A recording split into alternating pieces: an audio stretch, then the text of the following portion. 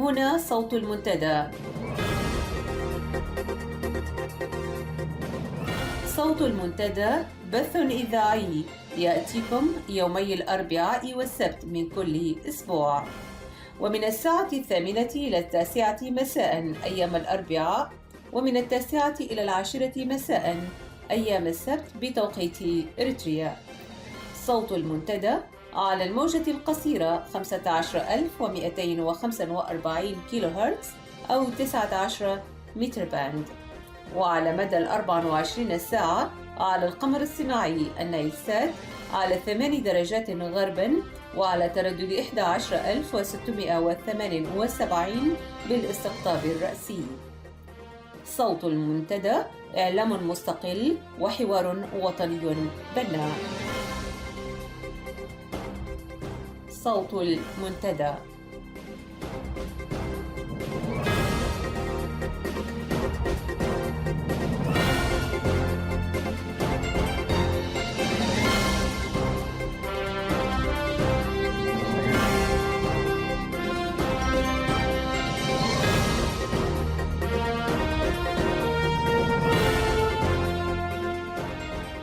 السلام عليكم ورحمة الله.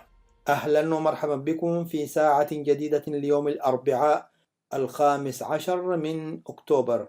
هذا صلاح محمد زين يحييكم وفريق العمل، ونستهل الساعة بنشرة للأخبار، ثم تستمعون بعدها إلى الزميل يوسف بوليسي وتشخيصه للإعلام المعارض وضرورة التنسيق فيما بينه، ثم أقرأ لكم مقالا للمناضل إبراهيم محمد علي تحت عنوان من المسؤول عن معاناة اللاجئين الإريتريين في السودان، يلي ذلك تقريرا عن الأزمة المالية التي يعيشها النظام في ظل تخبطاته الاقتصادية وسوء إدارته لشؤون البلاد والعباد. وقتا طيبا ومتابعة مفيدة أرجوها لكم.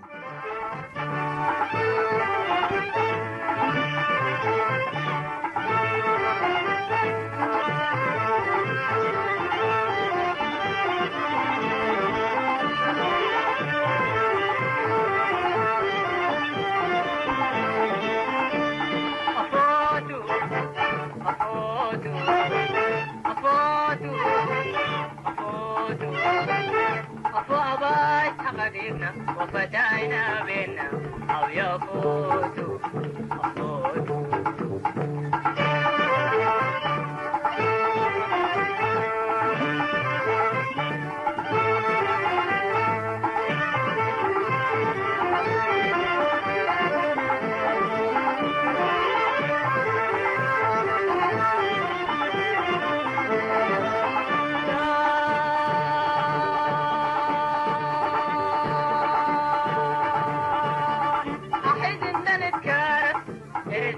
رزعنا أحد إن نتكارف إريتريا ترزعنا وميت الإقلاب فقرنا وقلات الأحرف عنا ميت الإقلاب فقرنا وقلات الأحرف عنا نعنون دت كامينا وانت واحد سمعنا أباح اللقرانا نفكر من عدنا أباح اللقرانا نفكر من عدنا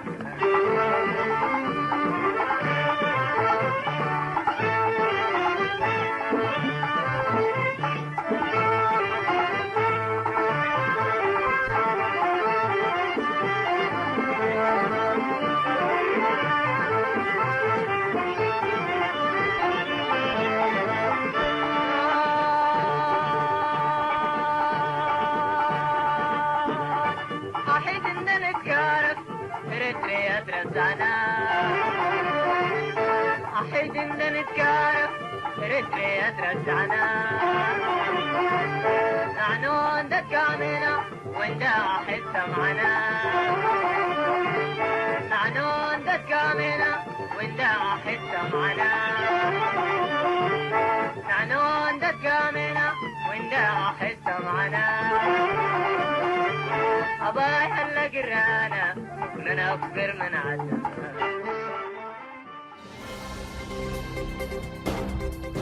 صوت المنتدى. هذه نشرة الأخبار أستهلها بأبرز العناوين. مجلس الأمن الدولي يجدد عقوباته على النظام الحاكم في إريتريا لأجل غير مسمى. إريتريا تحتل ذيل القائمة بعد بوروندي في قائمة الدول التي تعاني المجاعة.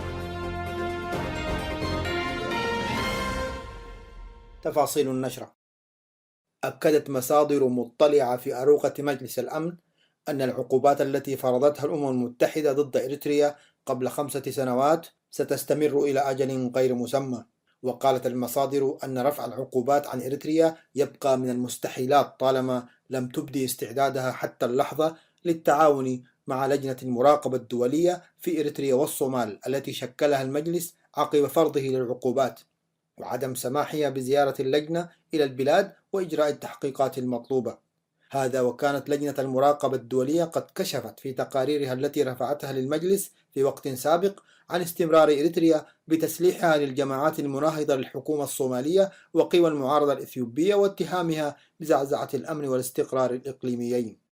هذا وقد أجرت لجنة المراقبة الدولية لقاءات بمسؤولين من الحكومة الإريترية 3 مرات في كل من القاهرة وباريس، إلا أن التقارير تحدثت حينها عن عدم جدواها وفائدتها. ووصفت المصادر ذاتها اتهامات الحكومة الإريترية ضد لجنة المراقبة الدولية أنها تختلق ادعاءات لا يسندها الواقع بأنها اتهامات غير موضوعية، لأن نفس هذه الحكومة هي التي تضع العراقيل أمام اللجنة للحد من القيام بمهامها، وذلك بمنعها من الدخول إلى البلاد والتحقق من الأوضاع على أرض الواقع.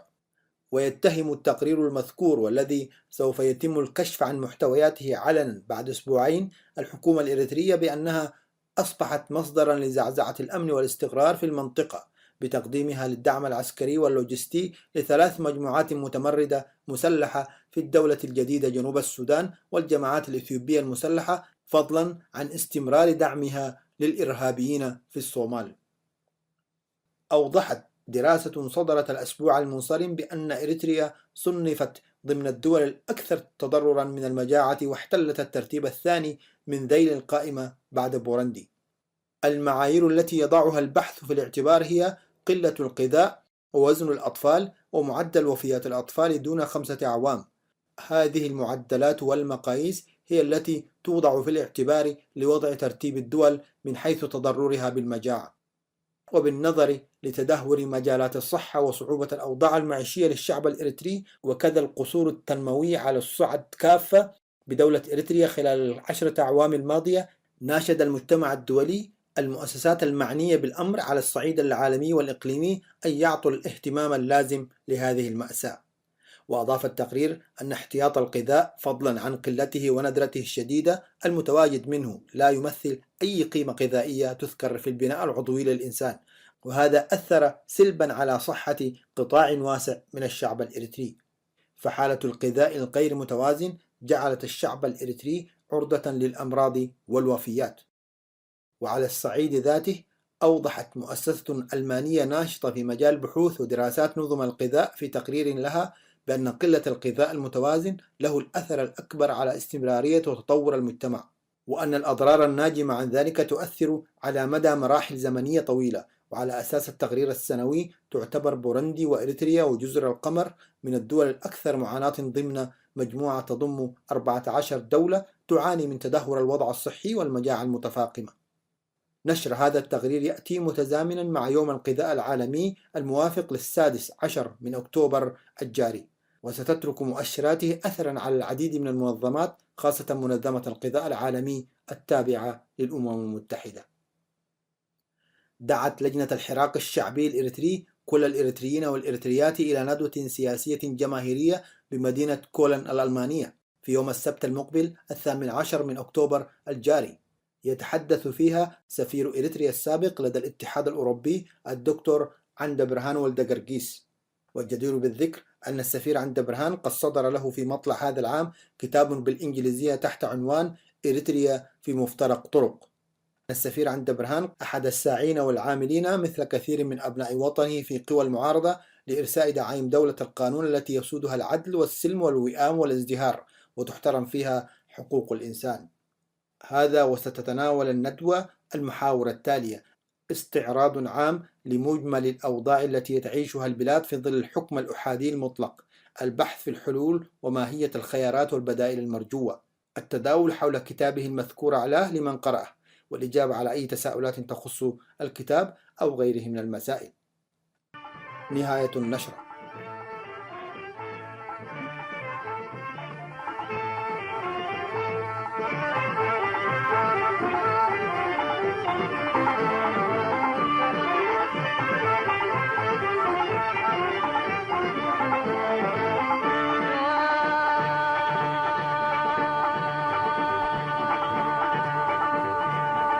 هناحد نتقارب وعدنا نتذكرانا، هناحد نتقارب وعدنا نتذكرانا، دعنا دقت أمحرا وانت دسو دقانا، دعنا دقت أمحرا وانت دسو دقانا، إريتريا تارفتها ويتحدث الأكانا، حنعزم طلبنا اللي على سهقانا، حنعزم طلبنا اللي على سهقانا.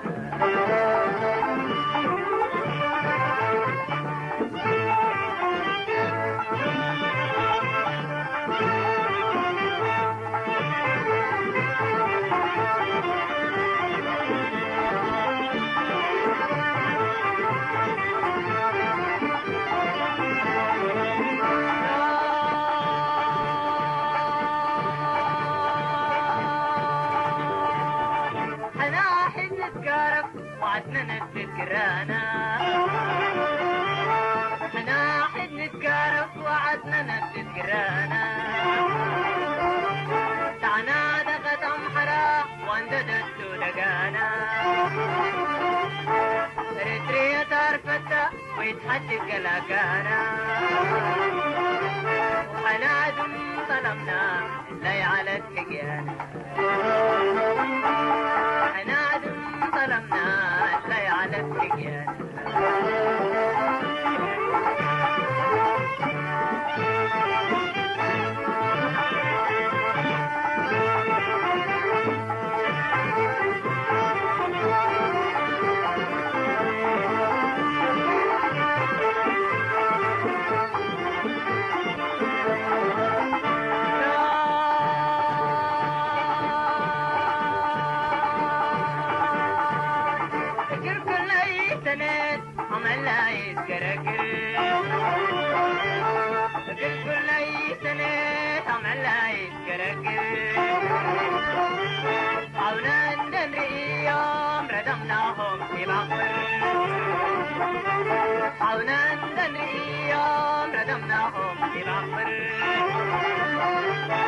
بدحيت بدينا لا تريتنا يا أمر، بدحيت بدينا لا تريتنا يا أمر، أكيد بدحيت ريكو وسبتي ما يفكر، أكيد بدحيت ريكو وسبتي ما يفكر.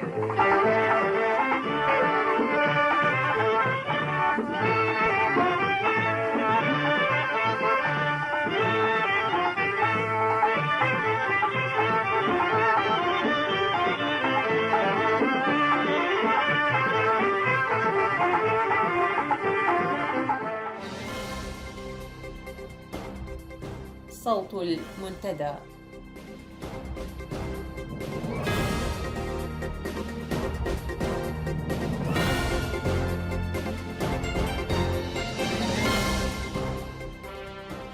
تشخيص حالة الإعلام الإريتري المعارض والبحث عن نقاط تنسيقية بين وسائطه.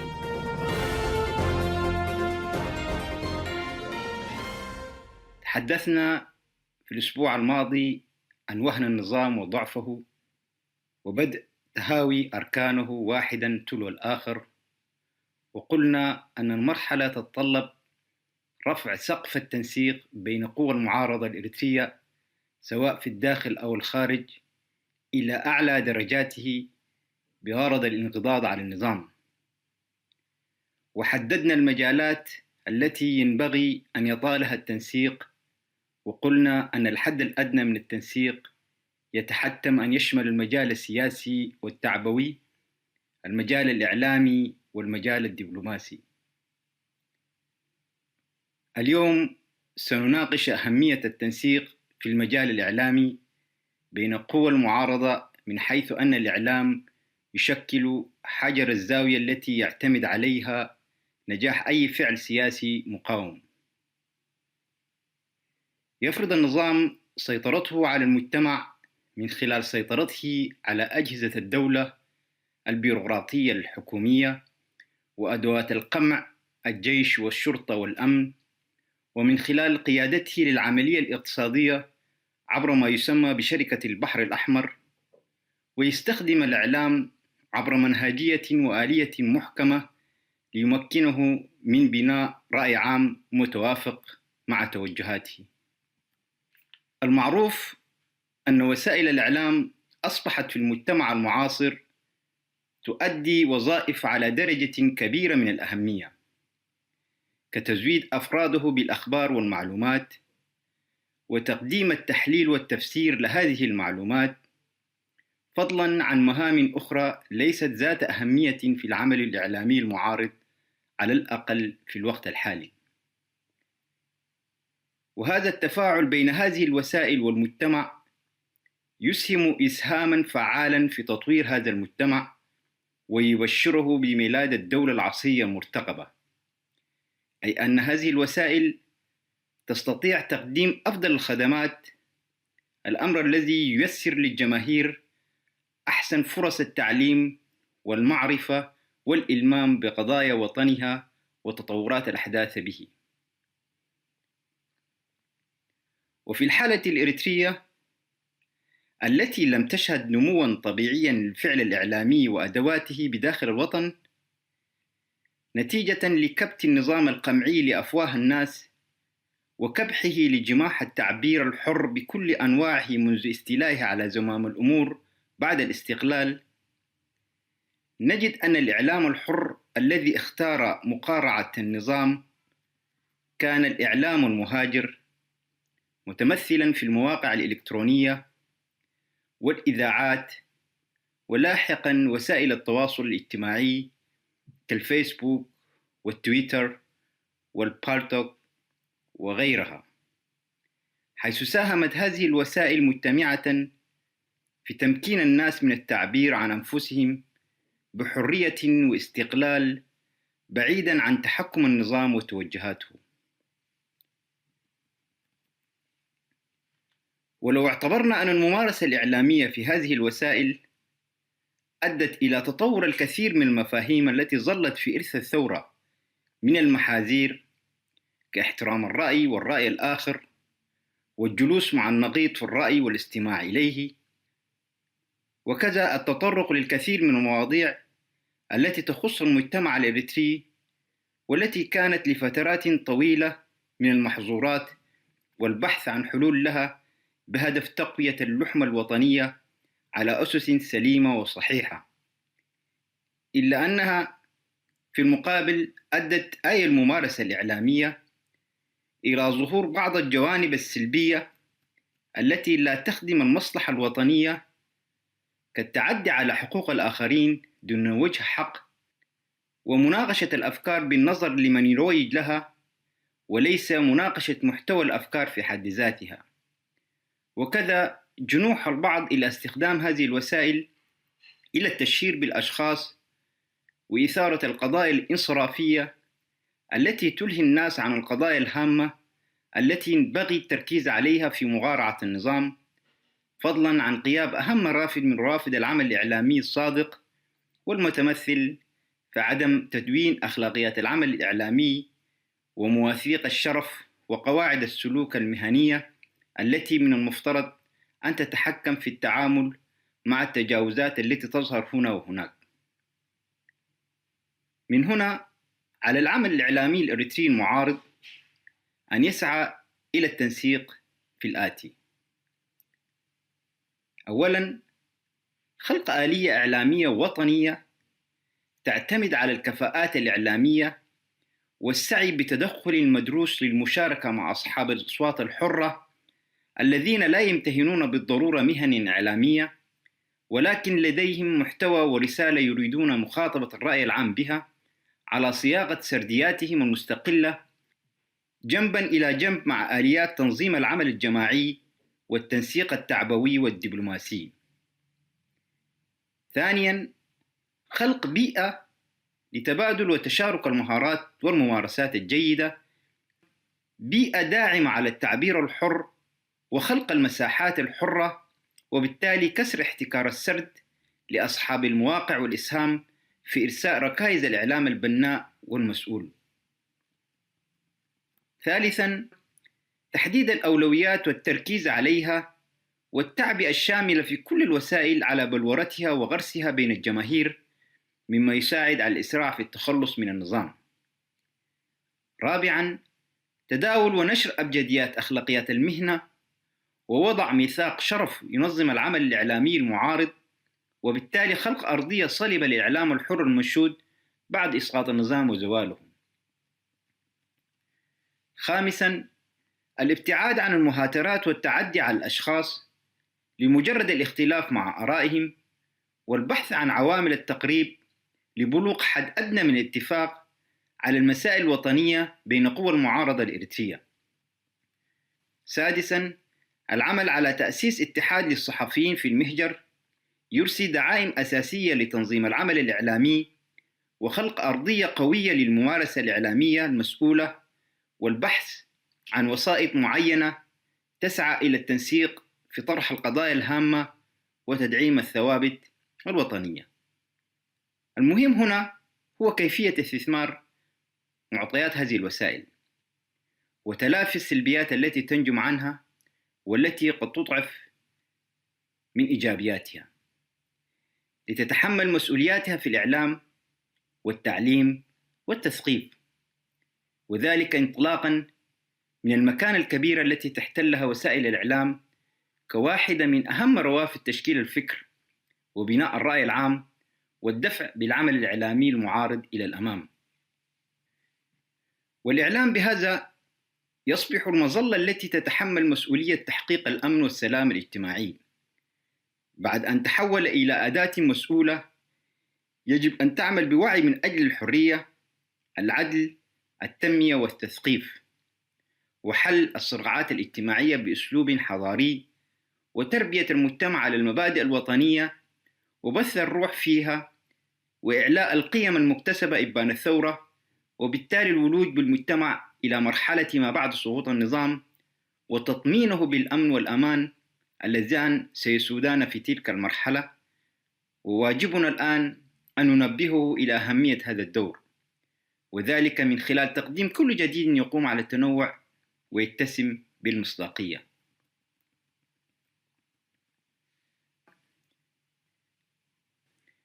وهذا يعني أنه لا بد من التنسيق بين الوسائل المباشرة وغير المباشرة لتحقيق الغايات المستهدفة، بل يجب أن تتناغم وتتوافق جميعها لكي تؤدي كل واحدة منها المسؤولية المنوطة بها في هذه المرحلة. فلا يمكن الاستغناء بالوسائل الإلكترونية الحديثة عن الوسائل التقليدية القديمة، فلكل منها دور محدد ومجال معين ووقت معلوم. فإذا كان الاتصال المواجهي أكثر قدرة على الاستمالة والإقناع، فإن الاتصال الجماهيري أكثر قدرة على التبليغ والانتشار.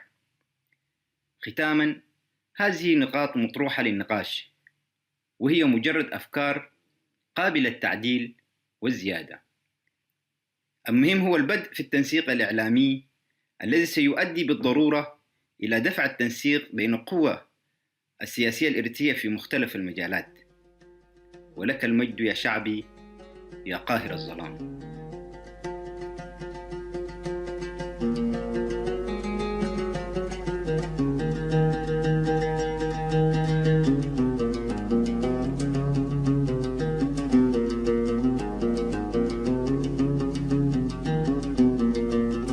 فليقصفوا لست مقصف وليعنفوا أنت أعنف، فليقصفوا لست مقصف وليعنفوا أنت أعنف، وليحشدوا أنت تدري أن المخيفين أخوف، أن المخيفين أخوف.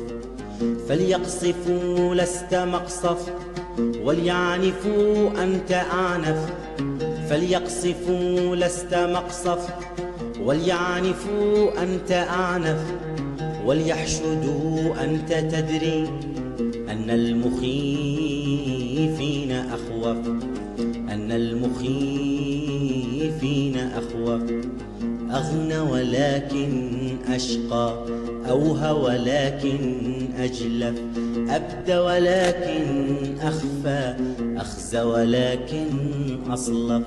أغنى ولكن أشقى، أوهى ولكن أجلف، أبدى ولكن أخفى، أخزى ولكن أصلف. لهم حديد ونار، لهم حديد ونار وهم من القش أضعف، لهم حديد ونار، لهم حديد ونار وهم من القش أضعف. يخشون إمكان موت وأنت للموت أألف، وبالخطورات أغرى وبالقرارات أشغف. يخشون إمكان موت وأنت للموت أألف، وبالخطورات أغرى وبالقرارات أشغف. لأنهم لي هواهم، لأنهم لي هواهم وأنت بالناس أكلف. يجزئون المجزأ، يصنفون المصنف، يجزئون المجزأ، يصنفون المصنف. يكثفون عليهم حراس أنت أكثف، يكثفون عليهم حراس أنت أكثف. كفجأة الغيب تهمي وكالبراكين تزحف، كفجأة الغيب تهمي وكالبراكين تزحف. تنثال عيدا ربيعا تمتد مشتى ومصيف، تنثال عيدا ربيعا تمتد مشتى ومصيف. نزغا إلى كل جدر، نبضا إلى كل معزف، نزغا إلى كل جدر، نبضا إلى كل معزف. صوت المنتدى.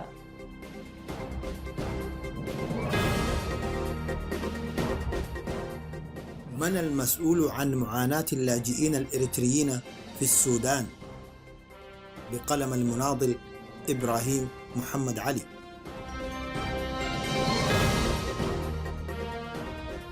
في شهر أغسطس آب الماضي أجرت قناة الجزيرة الفضائية مشكورة لقاءات مع أشخاص من اللاجئين الإريتريين في السودان، تحدثوا فيها عن المعاناة الطويلة في معسكرات اللجوء التي امتدت إلى نصف قرن من الزمان، حيث كانت البداية في عام 1967، وذلك حينما قام جيش الاحتلال الإثيوبي بتطبيق سياسة الأرض المحروقة مستهدفا إقليمي القاش سيتيت وبركة، عقابا لهما لكونهما مركز انطلاق الكفاح المسلح.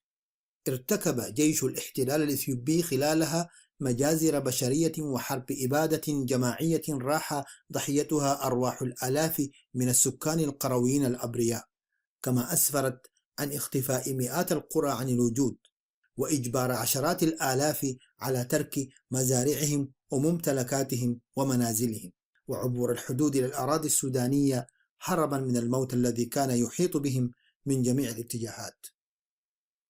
وبحسب الداخلية السودانية حينها فإن أعداد الموجة الأولى وخلال الأسبوع الأول فقط قد بلغت 30,000 لاجئ، ولم يتوقف منذ ذلك الحين تدفق اللاجئين إلى السودان، خاصة بعد أن شملت حركة اللجوء كامل الجغرافيا الإريترية حتى تجاوزت أعداد اللاجئين 500,000 نسمة.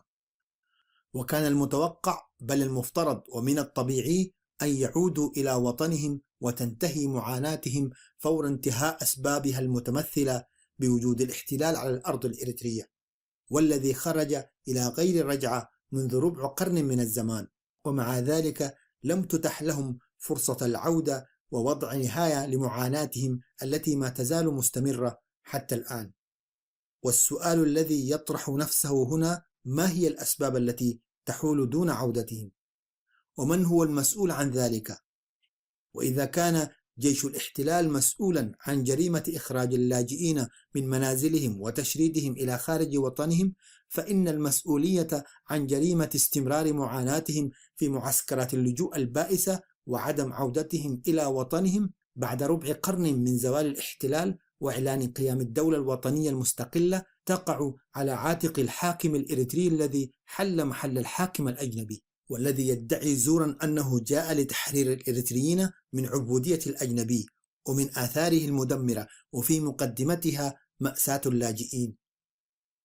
إن المسؤولية الوطنية والمعايير الأخلاقية والإنسانية تفرض على الحاكم إسياس أفورقي العمل بجدية وإخلاص وتفاني لمساعدة مواطنيه ضحايا الاحتلال المشردين إلى خارج وطنهم بالعودة إليه، ولكنه للأسف لم يفعل شيئا ولم يهتم يوما بمأساة اللاجئين المظلومين ومعاناتهم، بل على العكس من ذلك فقد ساهم بطرق مباشرة أو غير مباشرة بوضع العوائق أحيانا وبصورة متعمدة أمام عودتهم، وبالتالي استمرار معاناتهم، كما حدث بعد الاستقلال مباشرة، وذلك عندما شرعت بعض المنظمات الدولية المعنية بشؤون اللاجئين في تنظيم حملة تبرعات من الجهات المانحة خصيصا لمساعدة اللاجئين الإريتريين في السودان للعودة إلى وطنهم. وعقد أول لقاء لهذا القرض في العاصمة لندن، وإن المعلومات التي تسربت من اللقاء في حينه كانت تفيد بأن سلطات أسمرة قد تدخلت عبر وفدها بصورة متعمدة لإجهاض الجهود الخيرية للمنظمات الإنسانية، وذلك عندما تقدم وفدها بمطالب تعجيزية تركزت على تسليمه الأموال لكي يتولى هو تنظيم عودة اللاجئين، الأمر الذي أثار شكوك الجهات المنظمة حول نيات الوفد، واعتبرت موقفه هذا إعلانا غير مباشر يعبر عن رفض التعاون معها وعن عدم استعداد السلطة في أسمرة لاستقبال اللاجئين في الداخل. ومنذ ذلك الوقت توقفت المنظمات الإنسانية الدولية عن الاهتمام بشؤون اللاجئين الإريتريين. وإذا كانت المعلومات المسربة من لقاء لندن صحيحة، فإن السلطة في أسمرة قد نجحت فعلا ليس في حرمان اللاجئين من العودة إلى وطنهم فحسب، بل وفي حرمانهم أيضا من اهتمام العالم بقضاياهم الأساسية. وفي وقت لاحق انتشرت أعداد من كوادر السلطة في معسكرات اللاجئين بشرق السودان، وقامت بحملات تعبوية بطريقة انتقائية وتمييزية اقتصرت على تحريض الموالين لهم للعودة وهم أقلية، وقدمت لهم التسهيلات والضمانات التي يحتاجونها، وبعد عودتهم منعوا من العودة إلى مناطقهم الأصلية التي لجأوا منها، وأجبروا على الاستقرار في إقليم القاش سيتيد، في حين تركت الأغلبية الساحقة من اللاجئين لتواجه مصيرا مجهولا في معسكرات اللجوء البائسة، علما أن تلك الأغلبية هم لاجئون من الأقاليم الوسطى والمنخفضة التي تحملت عبء تضحيات المواجهات العسكرية التي دارت مع جيش الاحتلال هناك خلال النصف الأول من عمر الكفاح المسلح، أي على مدى 15 عاما ابتداء من انطلاقته في العام 1961 حتى العام 1975. وفي حقيقة الأمر فإن أفورقي ونظامه لم يكن راغبا على ما يبدو أصلا في عودة اللاجئين من السودان، وذلك لدوافع سياسية اقتصادية اجتماعية. فمن ناحية كان يخشى من عودة مئات الآلاف من غير الموالين له، بل من قواعد خصمها اللدود تاريخيا، أي جبهة التحرير الإريترية، ما قد يشكل تهديدا لانفراده بالسيطرة على الساحة الوطنية. ومن ناحية أخرى فإن عدم عودة اللاجئين كان سيوفر له مبررات منطقية لمصادرة أراضيهم وممتلكاتهم تحت شعار الأرض ملك للدولة، وبذريعة أنهم قد تخلوا عن هويتهم الوطنية أو أنهم اختاروا العيش في الخارج. ومما يؤكد عدم رغبة السياس في عودة اللاجئين من السودان تصريحاته في إحدى مقابلاته الصحفية موجها اللوم إلى الحكومة السودانية بقوله: إنه لولا نظام الحكم الإسلامي في السودان لعاش هؤلاء اللاجئون في السودان وما كانوا احتاجوا للعودة إلى إريتريا. هكذا يكشف عن نياته الحقيقية المعادية للحق الطبيعي للاجئين في العودة إلى وطنهم. وتسهيلا لتحقيق رغبته غير الإنسانية تلك، كان يريد من الحكومة السودانية أو يتمنى عليها على الأقل أن تسمح بتوطين اللاجئين في أراضيها ودمجهم في امتداد لبعض مكوناتهم في السودان، وهكذا يتخلص منهم نهائيا. صحيح أن إسياس ونظامه لا يتحملان مسؤولية إخراج اللاجئين من ديارهم، وإنما يتحمل مسؤولية ذلك الاحتلال الإثيوبي، ولكنه أي إسياس وأركان سلطته قاما بوضع العوائق بطريقة أو بأخرى أمام عودتهم، أو لم يقم بواجبه على الأقل كسلطة وطنية كما يدعي لمساعدة مواطنيه بالعودة إلى وطنهم الذي أخرجهم منه الاحتلال الأجنبي. إن مأساة تشريد الإريتريين إلى خارج وطنهم لم تتوقف بخروج الاحتلال الأجنبي، فقد استمرت في ظل الدولة الوطنية دون انقطاع. وإذا كانت أغلبية من لجأ جراء وحشية الاحتلال الأجنبي هم من المكون المسلم، فإن أغلبية من هجروا وشردوا جراء سياسة الإفقار المتعمد والإذلال وانعدام الأمن وانتهاكات حقوق الإنسان في ظل الدولة الوطنية التي يديرها السياسة أفورقي، والذين ابتلعت مياه المتوسط الكثير منهم في الطريق إلى أوروبا ومياه البحر الأحمر في الطريق إلى السعودية واليمن، هم من الشباب المسيحيين ذكورا وإناثا على حد سواء. وهذا دليل آخر على أن الإريتريين كافة مسيحيين ومسلمين كما كانوا بالأمس ضحايا الاحتلال الأجنبي، هم كذلك جميعا اليوم ضحايا الاستبداد والقهر وانتهاكات حقوق الإنسان بجميع أشكاله الذي يمارسه ضدهم الحاكم السياسي أفورقي على مدى ربع قرن من الزمان. وهنا أقول لكل من لديه الاعتقاد بأن إسياس وجماعته يمثلون إرادة المسيحيين ويعملون من أجل مصلحة المسيحيين هو مخطئ، لأن هؤلاء لا يمثلون إلا أنفسهم ولا يعملون إلا من أجل مصالحهم الذاتية، فقد استولوا على السلطة بالقوة والإرهاب والمؤامرات، وليس عبر توافق وطني أو تفويض شعبي وانتخابات حرة. وعدوهم الأول الذي يستحق القتل هو كل من يقف في طريقهم مسلما كان أو مسيحيا أو غير ذلك. والدليل على ذلك هو ما انتهى إليه مصير القيادات التاريخية للجبهة الشعبية، مسلمين ومسيحيين، من أمثال هيلة الروع وبطرس سلمون ومحمود شريفو وغيرهم الذين اختفوا داخل سراديب معتقلاتهم الرهيبة تحت الأرض أو فوقها. إبراهيم محمد علي.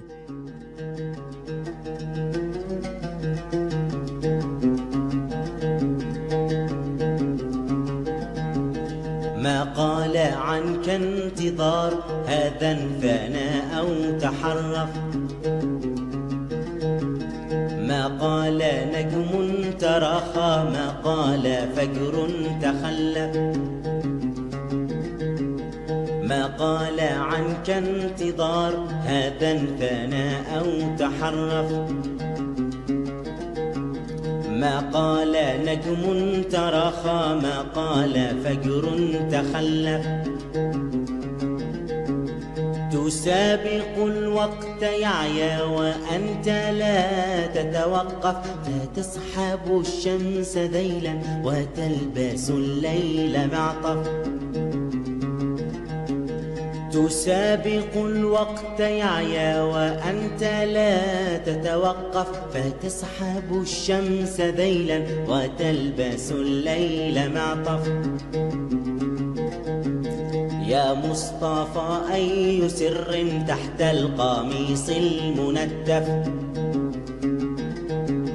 هل أنت أرهاف لمحا لأن عودك أنحف؟ أأنت أخصاب قلبا لأن بيتك أعجف؟ هل أنت أرغاد حلما لأن محياك أشطف؟ لما أنت بالكل أحفى من كل أذكى وأثقف؟ من كل نبض تغني يبكون من ساب أهيف. لما أنت بالكل أحفى من كل أذكى وأثقف؟ من كل نبض تغني يبكون من ساب أهيف.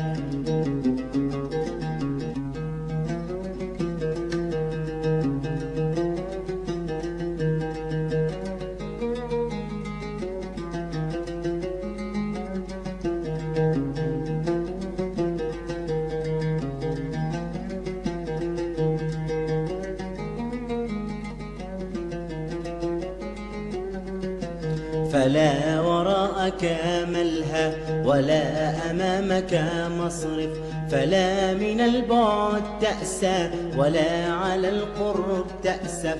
لأن همك أعلى، لأن قصدك أشرف، لأن صدرك أملى، لأن جيبك أنظف. فلا وراءك ملهى ولا أمامك مصرف، فلا من البعد تأسى ولا على القرب تأسف. لأن همك أعلى، لأن قصدك أشرف، لأن صدرك أملى، لأن جيبك أنظف. قد يكسرونك لكن تقوم أقوى وأعنف، قد يقتلونك تأتي من آخر القتل أعصف. قد يكسرونك لكن تقوم أقوى وأعنف، قد يقتلونك تأتي من آخر القتل أعصف. لأن جذرك أنمى، لأن مجرك أريف، لأن موتك أحيا من عمر مليون مترف. لأن جذرك أنمى، لأن مجرك أريف، لأن موتك أحيا من عمر مليون مترف. لأن جذرك أنمى، لأن مجرك أريف، لأن موتك أحيا من عمر مليون مترف. يا مصطفى يا كتابا من كل قلب تألف، ويا زمانا سيأتي يمحو زمان المزيف. يا مصطفى يا كتابا من كل قلب تألف، ويا زمانا سيأتي يمحو زمان المزيف.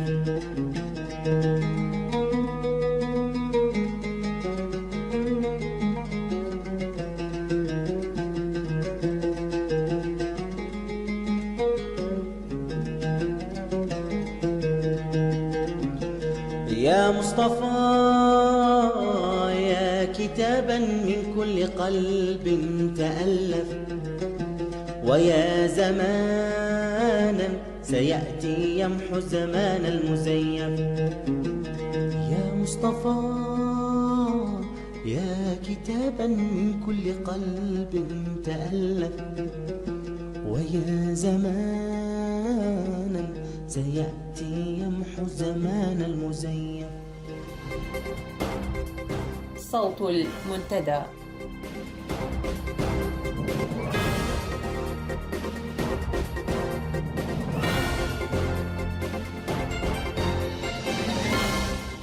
مآلات الوضع المالي والاقتصادي في ظل سياسات النظام الخرقاء.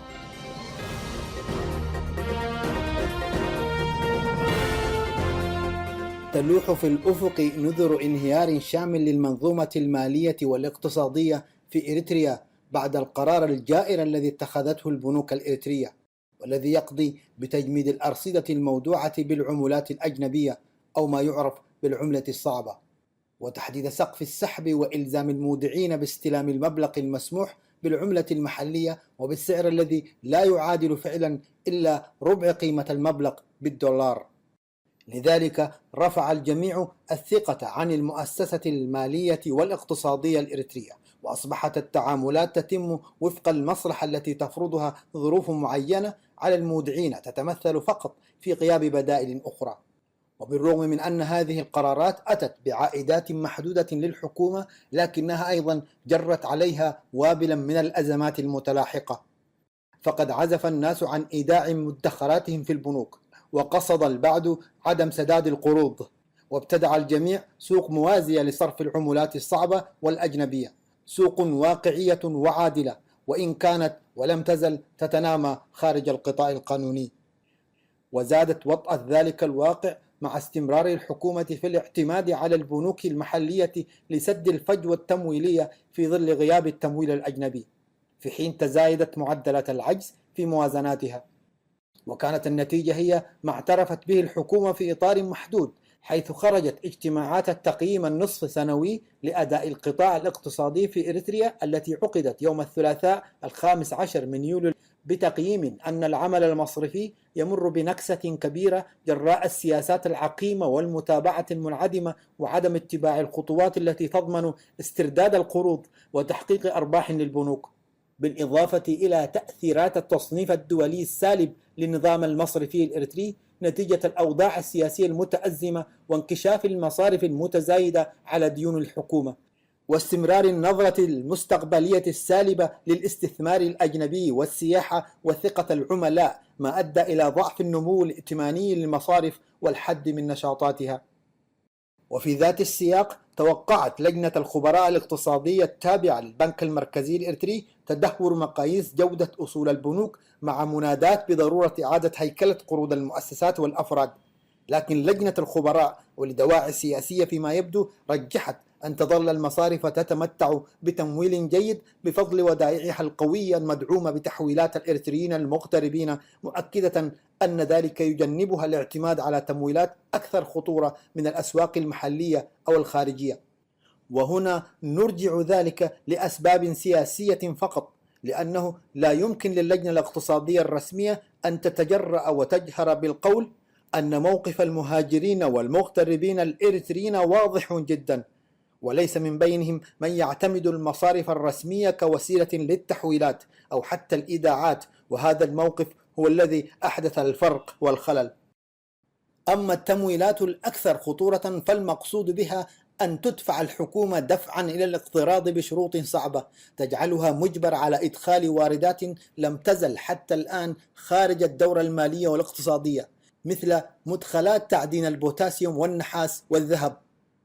إلى ذلك وصى الاجتماع باتباع ترتيبات عاجلة تمثلت في إعادة النظر في القروض الممنوحة للمؤسسات والأفراد ووضع آلية لاستردادها، وتقليص الأرباح عن الودائع في مضماري الاستثمار والادخار، ورفع الأرباح عن القروض التي ستمنح اعتبارا من العام المقبل، ووضع تعديلات مالية لأسعار وأرباح سندات الاستثمار في مشروعات القطاع العام مثل شركة إريتيل للاتصالات ومؤسسة التأمينات، والتركيز على سندات الإيرادات مثل رسوم استخدام الطرق والجسور والمواقف وإيرادات الضرائب والجمارك وغيرها. ووصف الاجتماع كل ذلك بأنه إعادة ترتيب داخلي مع تراجع فرص الحصول على تمويل خارجي في الوقت الراهن، وأكد على أن فرص تدارك الأخطار المالية على إريتريا لا تزال متاحة. إذن فالسياسات القادمة مزيد من الضغط على المواطنين، والحلول أيضا لم ترفع أي عبء عن كاهل المسحوقين، بل أتت بأعباء جديدة في واقع وصفه المراقبون الاقتصاديون بأنه غير مرجى منه، حيث يستبعد انخفاض العجز في الموازنة في العامين المقبلين، لأنه لم تعد في إريتريا موازنة سنوية، هي في أفضل الأحوال دورية كل 3 أشهر، تركزت اهتماماتها فقط على توفير المرتبات والوقود وبعض السلع الاستهلاكية. إذن هي موازنة مؤقتة لأغراض محددة. الواضح أن المواطن العادي يشعر بالعجز المريع في الموازنة الحكومية، ويتعامل بشكل يومي مع سوق الأوراق المالية الموازي كما يتعامل البعض مع البنوك، ويرصدون مدى التردي في الأداء وحجم العجز عن توفير السيولة اللازمة. فهنالك بعض البنوك تطلب من عملائها تقديم طلبات سحب ودائعهم قبل يوم أو اثنين، مما يشير إلى عدم تمكنها من توفير النقد، في الوقت الذي تعجز بعض البنوك عن استلام الودائع لعجز في الكادر البشري. أما شريحة الساسة الكبار والقائمين على أمر العمل الاقتصادي والمالي في إريتريا فهم أيضا يتحسسون الأخطار المالية الداهمة، لكن الصعوبة تكمن في استحالة تطبيق الإصلاحات أو مجرد الحديث عنها. ختاما نطرح كما اعتدنا أسئلة تفتح آفاقا لمن يهمه الأمر. ترى، هل ستثمر السياسات المالية الجديدة؟ وكيف سيتم الإعلان عنها؟ وما مدى استجابة الجمهور لها، خصوصا وأنها موغلة في تسبب مزيد من الأزمات وجر الأذى لهم؟ هل سيستمر المواطنون في إيداع مدخرات في البنوك الإريترية؟ هل يمكن أن يشرع الجميع في سحب ودائعهم جملة واحدة؟ هل ستدخل الحكومة عائدات التعدين في العملة الاقتصادية أم ستصر على اعتبارها رصيد خاص؟ كيف سيكون موقف المستثمرين الأجانب والمحليين من كل هذه الفوضى؟ إلى حين إعلان هذه السياسات الخرقاء نقول: إن استمر الوضع المالي والاقتصادي على هذا الحال فالنتيجة ستكون انهيارا للنظام المالي والاقتصادي وخسارة فادحة للمودعين والمستثمرين، ولن يكون هنالك أي تعويض في ظل غياب القوانين. صوت المنتدى.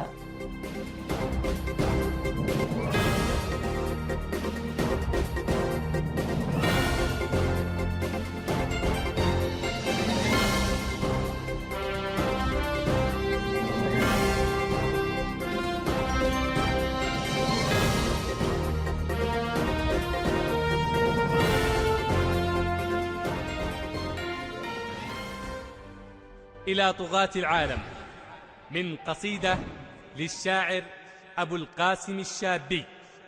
ألا أيها الظالم المستبد، حبيب الظلام عدو الحياة، سخرت بأنات شعب ضعيف وكفك مخضوبة من دماه، وسرت تشوه سحر الوجود وتبذر شوك الأسى في رباه. رويدك لا يخدعنك الربيع وصحو الفضاء وضوء الصباح، ففي الأفق الرحب هول الظلام وقصف الرعود وعصف الرياح. حذاري فتحت الرماد اللهيب، ومن يبذر الشوك يجني الجراح. تأمل هنالك أنا حصدت رؤوس الورى وزهور الأمل، ورويت بالدم قلب التراب وأشربته الدمع حتى ثمل. سيجرفك السيل، سيل الدماء، ويأكلك العاصف المشتعل.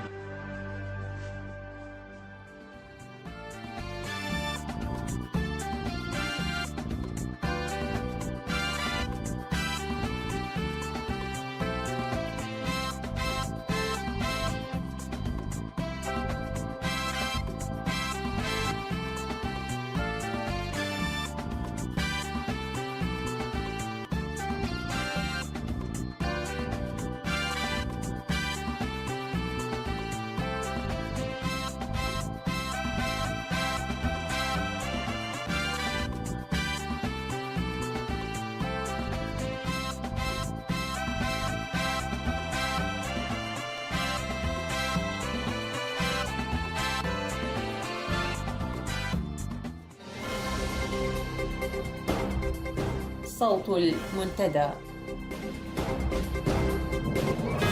هذه نشرة الأخبار أستهلها بأبرز العناوين. مجلس الأمن الدولي يجدد عقوباته على النظام الحاكم في إريتريا لأجل غير مسمى. إريتريا تحتل ذيل القائمة بعد بوروندي في قائمة الدول التي تعاني المجاعة. تفاصيل النشرة. أكدت مصادر مطلعة في أروقة مجلس الأمن أن العقوبات التي فرضتها الأمم المتحدة ضد إريتريا قبل 5 سنوات ستستمر إلى أجل غير مسمى. وقالت المصادر أن رفع العقوبات عن إريتريا يبقى من المستحيلات طالما لم تبدي استعدادها حتى اللحظة للتعاون مع لجنة المراقبة الدولية في إريتريا والصومال التي شكلها المجلس عقب فرضه للعقوبات، وعدم سماحها بزيارة اللجنة إلى البلاد وإجراء التحقيقات المطلوبة. هذا وكانت لجنة المراقبة الدولية قد كشفت في تقاريرها التي رفعتها للمجلس في وقت سابق عن استمرار إريتريا بتسليحها للجماعات المناهضة للحكومة الصومالية وقوى المعارضة الإثيوبية واتهامها بزعزعة الأمن والاستقرار الإقليميين. هذا وقد أجرت لجنة المراقبة الدولية لقاءات بمسؤولين من الحكومة الإريترية 3 مرات في كل من القاهرة وباريس، إلا أن التقارير تحدثت حينها عن عدم جدواها وفائدتها. ووصفت المصادر ذاتها اتهامات الحكومة الإريترية ضد لجنة المراقبة الدولية أنها تختلق ادعاءات لا يسندها الواقع بأنها اتهامات غير موضوعية، لأن نفس هذه الحكومة هي التي تضع العراقيل أمام اللجنة للحد من القيام بمهامها، وذلك بمنعها من الدخول إلى البلاد والتحقق من الأوضاع على أرض الواقع. ويتهم التقرير المذكور والذي سوف يتم الكشف عن محتوياته علنا بعد أسبوعين الحكومة الإريترية بأنها أصبحت مصدرا لزعزعة الأمن والاستقرار في المنطقة بتقديمها للدعم العسكري واللوجستي ل3 مجموعات متمردة مسلحة في الدولة الجديدة جنوب السودان والجماعات الإثيوبية المسلحة، فضلا عن استمرار دعمها للإرهابيين في الصومال. أوضحت دراسة صدرت الأسبوع المنصرم بأن إريتريا صنفت ضمن الدول الأكثر تضررا من المجاعة واحتلت الترتيب الثاني من ذيل القائمة بعد بوروندي. المعايير التي يضعها البحث في الاعتبار هي قلة الغذاء ووزن الأطفال ومعدل وفيات الأطفال دون 5 أعوام. هذه المعدلات والمقاييس هي التي توضع في الاعتبار لوضع ترتيب الدول من حيث تضررها بالمجاعة. وبالنظر لتدهور مجالات الصحة وصعوبة الأوضاع المعيشية للشعب الإريتري وكذا القصور التنموي على الصعد كافة بدولة إريتريا خلال ال10 أعوام الماضية، ناشد المجتمع الدولي المؤسسات المعنية بالأمر على الصعيد العالمي والإقليمي أن يعطوا الاهتمام اللازم لهذه المأساة. وأضاف التقرير أن احتياط الغذاء فضلا عن قلته وندرته الشديدة المتواجد منه لا يمثل أي قيمة غذائية تذكر في البناء العضوي للإنسان، وهذا أثر سلبا على صحة قطاع واسع من الشعب الإريتري. فحالة الغذاء الغير متوازن جعلت الشعب الإريتري عرضة للأمراض والوفيات. وعلى الصعيد ذاته أوضحت مؤسسة ألمانية ناشطة في مجال بحوث ودراسات نظم الغذاء في تقرير لها بأن قلة الغذاء المتوازن له الأثر الأكبر على استمرارية وتطور المجتمع، وأن الأضرار الناجمة عن ذلك تؤثر على مدى مراحل زمنية طويلة. وعلى أساس التقرير السنوي تعتبر بوروندي وإريتريا وجزر القمر من الدول الأكثر معاناة ضمن مجموعة تضم 14 دولة تعاني من تدهور الوضع الصحي والمجاعة المتفاقمة. نشر هذا التقرير يأتي متزامنا مع يوم الغذاء العالمي الموافق ل16 من أكتوبر الجاري، وستترك مؤشراته أثرا على العديد من المنظمات خاصة منظمة الغذاء العالمي التابعة للأمم المتحدة. دعت لجنة الحراك الشعبي الإريتري كل الإريتريين والإريتريات إلى ندوة سياسية جماهيرية بمدينة كولن الألمانية في يوم السبت المقبل 18 من أكتوبر الجاري، يتحدث فيها سفير إريتريا السابق لدى الاتحاد الأوروبي الدكتور عندبرهان ولدقرقيس. والجدير بالذكر أن السفير عندبرهان قد صدر له في مطلع هذا العام كتاب بالإنجليزية تحت عنوان إريتريا في مفترق طرق. السفير عندبرهان أحد الساعين والعاملين مثل كثير من أبناء وطنه في قوى المعارضة لإرساء دعائم دولة القانون التي يسودها العدل والسلم والوئام والازدهار وتحترم فيها حقوق الإنسان. هذا وستتناول الندوة المحاور التالية: استعراض عام لمجمل الأوضاع التي تعيشها البلاد في ظل الحكم الأحادي المطلق، البحث في الحلول وماهية الخيارات والبدائل المرجوة، التداول حول كتابه المذكور أعلاه لمن قرأه، والإجابة على أي تساؤلات تخص الكتاب أو غيره من المسائل. صوت المنتدى.